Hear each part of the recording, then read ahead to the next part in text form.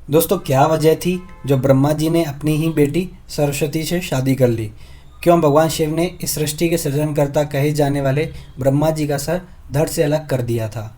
आज की इस वीडियो में हम हिंदू धर्म के प्रमुख पुराणों में से दो प्रमुख मत्स्य पुराण और सरस्वती पुराण के अनुसार ब्रह्मा जी द्वारा उनकी पुत्री के साथ शादी से जुड़ी हकीकत बताने जा रहे हैं। तो दोस्तों, अगर आप हमारे चैनल पर नए हैं और आपने अभी तक हमारे चैनल को सब्सक्राइब नहीं किया तो चैनल को सब्सक्राइब कर लें और बेल आइकन को दबाना ना भूलें। ये बात तो हम सभी जानते हैं कि त्रिदेवों के हाथ में ही इस सृष्टि की बागडोर है। ब्रह्मा के पास सृष्टि की रचना का दायित्व है तो विष्णु के पास संरक्षण का।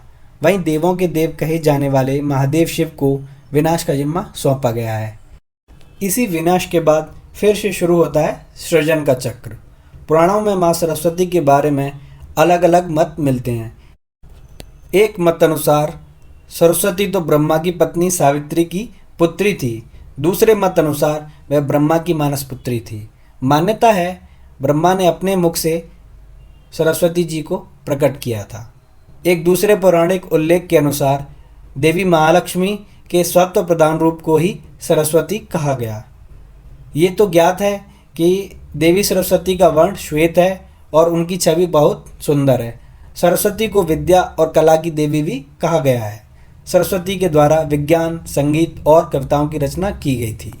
भारतवर्ष के दो ग्रंथों सरस्वती पुराण और मत्स्य पुराण में सृष्टि के रचयिता ब्रह्मा का अपनी ही बेटी सरस्वती से विवाह करने का जिक्र है, जिसके फलस्वरूप इस धरती के प्रथम मानव मनु का जन्म हुआ।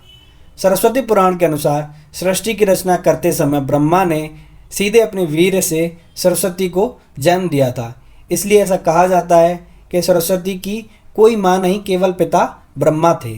स्वयं ब्रह्मा भी सरस्वती के आकर्षण से खुद को बचाकर नहीं रख पाए और उन्हें अपनी अर्धांगिनी बनाने पर विचार करने लगे। इस कारण माँ सरस्वती ने अपने पिता की इस मनोभावना को भांपकर उनसे बचने के लिए चारों दिशाओं में छुपने का प्रयत्न किया, लेकिन उनका हर प्रयत्न निष्फल हुआ। इसलिए माना जाता है विवश होकर उन्हें अपने पिता के साथ विवाह करना पड़ा। सरस्वती पुराण के अनुसार ब्रह्मा और सरस्वती करीब 100 वर्षों तक एक जंगल में पति पत्नी की तरह रहे। इन दोनों का एक पुत्र भी हुआ जिसका नाम स्वयंभू रखा गया। मत्स्य पुराण के अनुसार ब्रह्मा के 5 सिर थे। कहा जाता है कालांतर में उनका 5वां सिर काल भैरव ने काट डाला था। कहा जाता है जब ब्रह्मा ने सृष्टि की रचना की तो वह समस्त ब्रह्मांड में अकेले थे। ऐसे में उन्होंने अपने मुख से सरस्वती, सांध्य, ब्राह्मी को उत्पन्न किया और ब्रह्मा अपनी ही बनाई हुई रचना सरस्वती के प्रति आकर्षित होने लगे और लगातार उन पर अपनी क्रूर दृष्टि डालते रहे। ब्रह्मा की क्रूर दृष्टि से बचने के लिए सरस्वती चारों दिशाओं में छिपती ही रहीं, लेकिन वह उनसे बच नहीं पाई। अंत में जब सरस्वती आकाश में जाकर छिप गए, लेकिन अपने 5वें सिर से ब्रह्मा ने उन्हें आकाश में भी खोज निकाला और उनसे सृष्टि की रचना में सहयोग करने का निवेदन किया। सरस्वती ने विवाह करने के पश्चात सर्वप्रथम स्वयंभू मनु को जन्म दिया।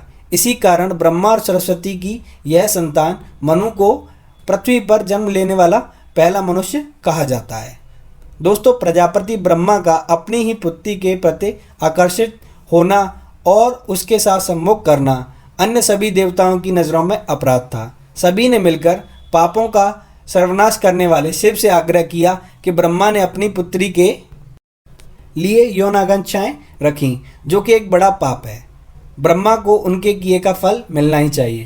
क्रोध में आकर शिव ने उनके 5वें सिर को धड़ से अलग कर दिया था। वहीं शिव पुराण के अनुसार ब्रह्मा के 5 सिर थे, लेकिन जब अपने 5वें मुख से उन्होंने सरस्वती, जो कि उनकी पुत्री थी, को उनके साथ सम्मोह करने के लिए कहा तो क्रोधावश सरस्वती ने उनसे कहा कि तुम्हारा यह मुख हमेशा अपवित्र बातें ही करता है, जिसकी वजह से आप भी विपरीत ही सोचते हैं। इसी घटना के बाद एक बार भगवान शिव अपनी अर्धांगिनी पार्वती को ढूंढते हुए ब्रह्मा के पास पहुँचे तो 5वें सिर को छोड़कर उनके अन्य सभी मुखों ने उनका अभिवादन किया, जबकि 5वें मुख ने अमंगल आवाज़ें निकालनी शुरू कर दी। इसी कारणवश क्रोध में आकर शिव ने ब्रह्मा के 5वें सिर को उनके धड़ से अलग कर दिया था। दोस्तों, अगर आपको हमारी ये वीडियो पसंद आई तो हमें कमेंट करके ज़रूर बताएं।